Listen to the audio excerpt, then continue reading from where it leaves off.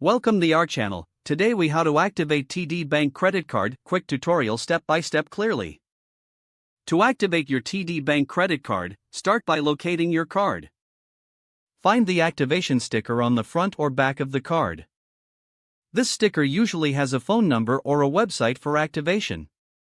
If you prefer to activate by phone, call the number listed on the sticker. Follow the prompts provided by the automated system. You will need to enter your card number. Next, provide any additional requested information, such as your social security number or date of birth. If you choose to activate online, visit the TD Bank website. Log in to your online banking account. If you don't have an account yet, you will need to create one. Once logged in, navigate to the credit card section. Select the option to activate your new card. Enter your card number and any other required information. After you complete the activation process, you'll receive a confirmation message. Your card is now ready to use.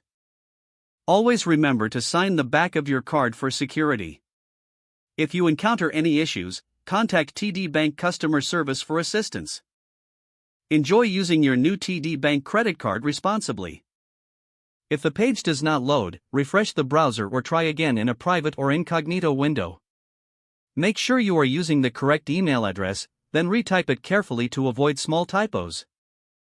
If your password is not accepted, use the reset option and create a new strong password you can remember. Check your spam folder for verification or security emails, then complete any requested confirmation steps. Enable two-factor authentication if available to improve account security and reduce unauthorized access risk. After signing in, review your profile details so your contact information and settings are accurate and current.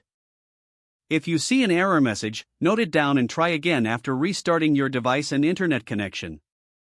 Log out when you finish, especially on shared devices, to keep your account and payment information secure. If the page does not load, refresh the browser or try again in a private or incognito window.